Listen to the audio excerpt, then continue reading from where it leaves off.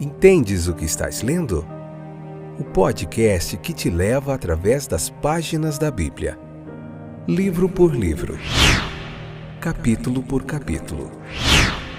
Uma exposição bíblica emocionante. Aperte os cintos e embarque comigo nesta viagem.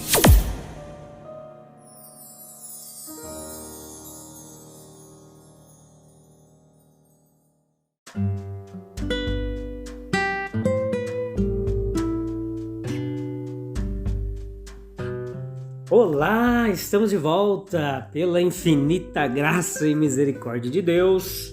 Hoje vamos concluir o capítulo 2 do Evangelho de Lucas.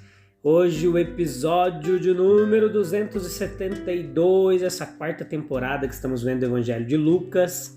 Capítulo 2, a parte 4 hoje. Tudo bem com vocês? Eu sou o Fábio e este é mais um episódio do podcast Entendes o que estás lendo? Um fantástico momento de reflexão bíblica, de aprendizado, uma pregação expositiva para você aprender mais da palavra de Deus. Isso é para isso que você está aqui. Eu quero te ajudar, beleza? Vamos juntos aprender mais. Hoje Jesus chegando ao templo. Essa é a parte que nós vamos se deter aqui mais um pouquinho, por volta dos 12 anos agora. E ele no meio ali dos sábios, dos escribas. Vamos lá. Vamos juntos, fica aí até o finalzinho. Leia o capítulo 2, tá? E depois vem pra cá, convida mais gente, pega um caderninho para você anotar as dúvidas. E faça desse momento um momento devocional, de aprendizado. Um momento precioso, com certeza é. Beleza? O templo ali onde Jesus chegou não era apenas o cenário dos sacrifícios, era também o lugar de aprendizado para os interessados na lei. Eu também quero te convidar para você ouvir os outros episódios, tá? Do Evangelho de João, de Gênesis, de Êxodo, que estão muito legais também e tem muita coisa muito boa mesmo para você aprender da palavra de Deus conosco, tá bom? Então vamos lá. As escolas elas foram estabelecidas ali dentro dos recintos sagrados, onde os escribas discursavam para os alunos que escolhiam sentar-se aos seus pés. Essa era a expressão muito usada ali. Eles ficavam ali aprendendo através do diálogo. O método parece ter sido o diálogo ali, com certeza. Pergunta e resposta que antes eram tão valorizados. Aqui nesse contexto desse capítulo aqui, o menino ele acreditou que receberia luz sobre a vontade do grande pai que morava ali e que havia dado a lei ao seu povo. Então preste atenção comigo. Como filho fiel, Jesus desejava obter toda a luz possível sobre os negócios de seu pai. E por isso ele frequentava as escolas. Ele era um catecúmeno modelo. Como o escritor sugestivo de toda essa passagem o chama.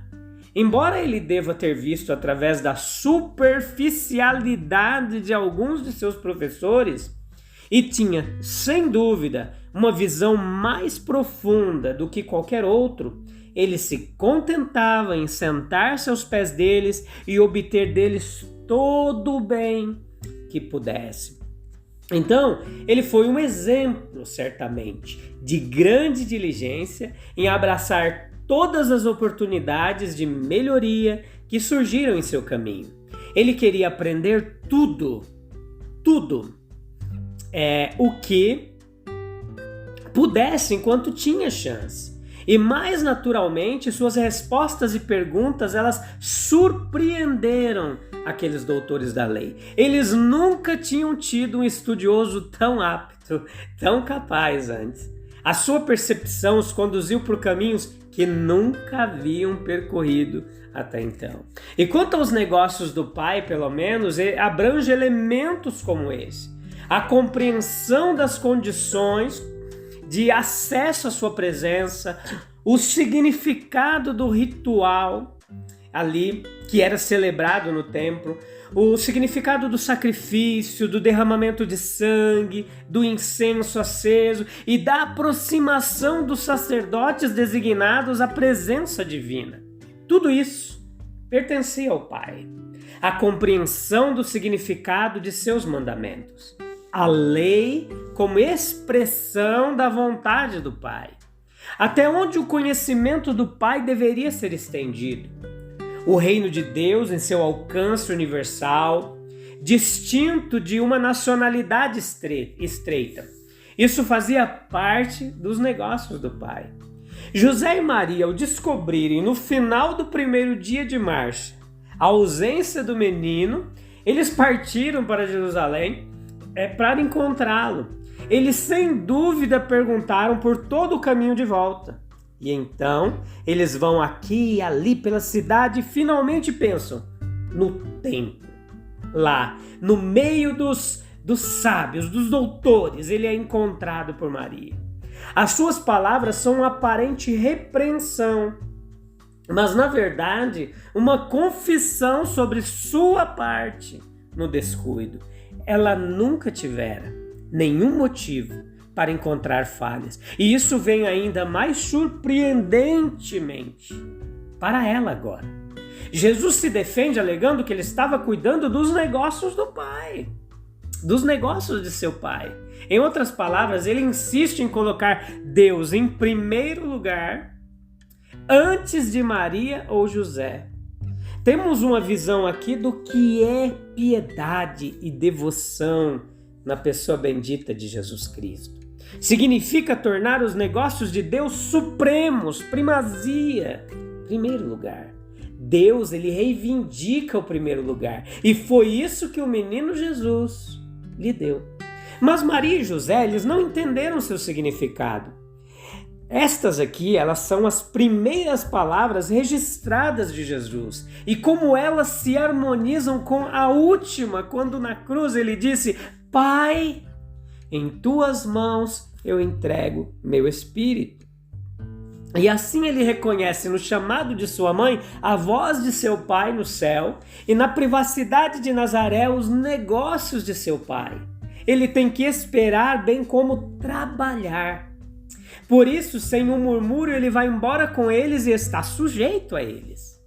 Mas essa sujeição e reverência não impediu, mas realmente ajudou o seu desenvolvimento. Ele crescia em sabedoria e estatura e em graça diante de Deus e dos homens. Como uma pessoa sob autoridade paterna, ele encontrou a sua recompensa na sabedoria e tornou-se amado por todos ao seu redor, bem como pelo Senhor acima dele. Foi um belo exemplo para nos dar a submissão sob Deus aos pais e às superiores. Seu crescimento em sabedoria também foi muito atencioso. Ele tomaria sabedoria como os outros têm para obtê-la gradualmente e passar do conhecido ao conhecimento do desconhecido. E o favor de Deus repousará, assim como o favor do homem, sobre todos os que seguem os passos de seu divino Filho nessa bela sujeição. Não há verdade mais importante no tempo presente do que realizar o nosso desenvolvimento na devida sujeição, primeiro a Deus e depois aos homens. Não sabeis que devo tratar dos negócios de meu Pai? Foi isso que Jesus respondeu. E chega um momento, meus queridos, em nossa história, geralmente nos dias da juventude ou do início da vida adulta, em que todas as coisas começam a ter um aspecto mais sério para nós. Quando nós fazemos perguntas muito mais sérias. Quando temos que enfrentar um novo futuro, uma nova perspectiva. É o alvorecer do dever sagrado na alma humana. Os pais de Jesus achavam que a ausência de sua companhia era devido à falta de consideração ou apenas distração. Eles supunham que era para ser explicado pelo fato de que seu filho ainda era um menino. E pelo contrário, a única coisa que explicava isso era que ele estava começando a ser um homem. Que o peso da responsabilidade da masculinidade já estava sobre os seus ombros. Que as mais graves solicitudes já se agitavam em sua alma. E a forma que essa ansiedade sagrada ela assumiu foi uma preocupação e sagrada e filial sobre os negócios de seu pai.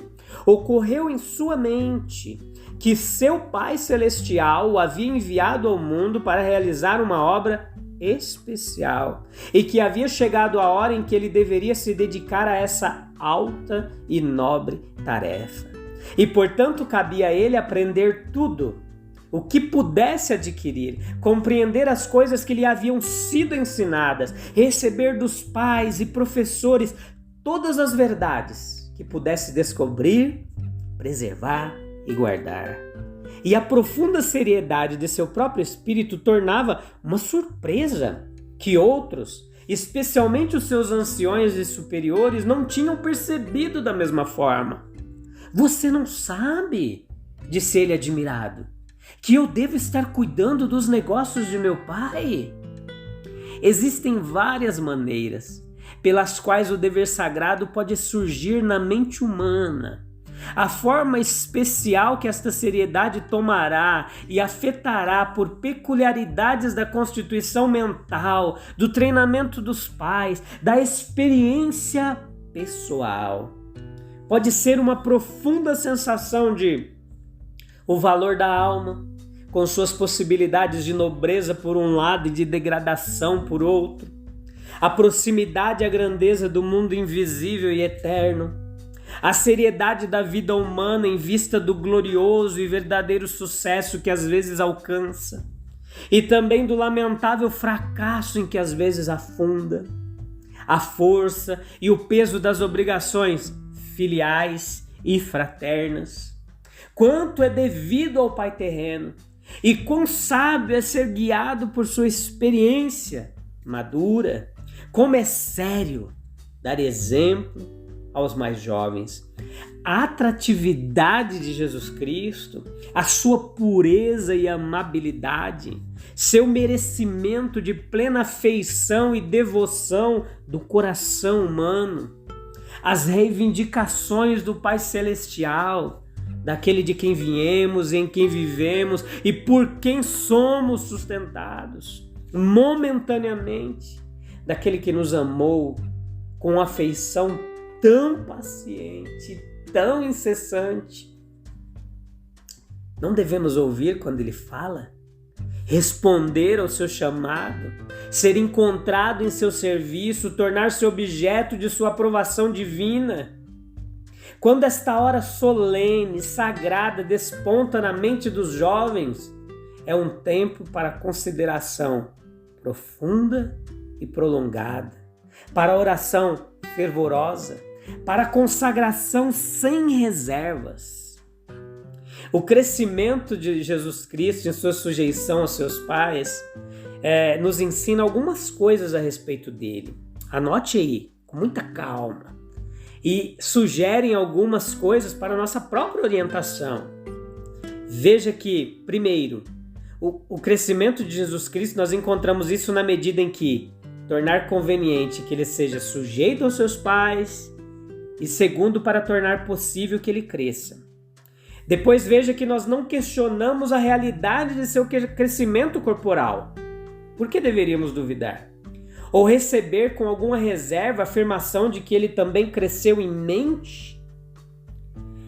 Segundo, a harmonia de seu crescimento. Ele cresceu, primeiro, em estatura corporal e, é claro, em força e habilidade corporal, muscular, física.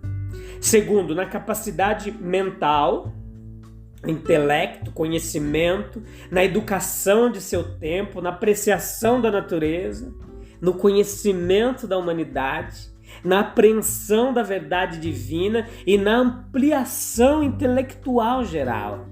Terceiro, ele cresce em beleza, em nobreza espiritual, no favor de Deus e dos homens. Não que ele estivesse em algum momento defeituoso ou carente de qualquer excelência que lhe cabia naquele momento mostrar, mas que à medida que suas faculdades se expandiam e suas oportunidades de manifestação de caráter se multiplicavam, ele desenvolveu tudo o que era admirável aos olhos do homem e de Deus. Há uma possibilidade muito maior de beleza e nobreza espiritual em um jovem com faculdades amadurecidas, sim, e relacionamentos ampliados do que numa criança muito pequena. Veja que é restrito essa condição, como deve ser em poderes e ambientes. Depois que ele cresce, essa condição deixa de ser tão restrita, né? Ela se expande. E assim, à medida que Jesus crescia em anos, crescia em sabedoria, havia nele um desdobramento de valor moral e espiritual que atraiu os olhos dos homens e que satisfez seu próprio espírito. Ao contrário de nosso Senhor, não há nenhum elemento de condescendência implícito em nosso crescimento.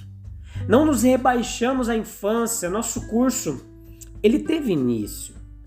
E na criança mais nova, com todo o seu desamparo, mas com todas as suas capacidades latentes e possíveis a serem desenvolvidas, há um grande dom da mão de Deus. O que quer que signifique em suas humilhações, em sua ilimitabilidade prática, é muito mais do que poderíamos reivindicar.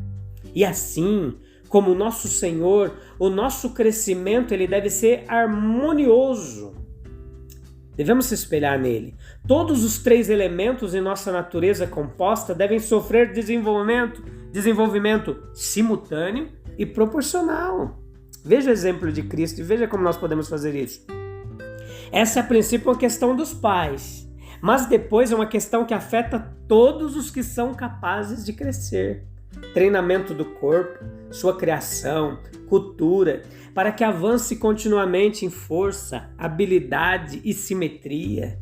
Disciplina da mente, sua instrução, exercício, de modo que seja cada vez maior em conhecimento e ampliando em suas faculdades mentais.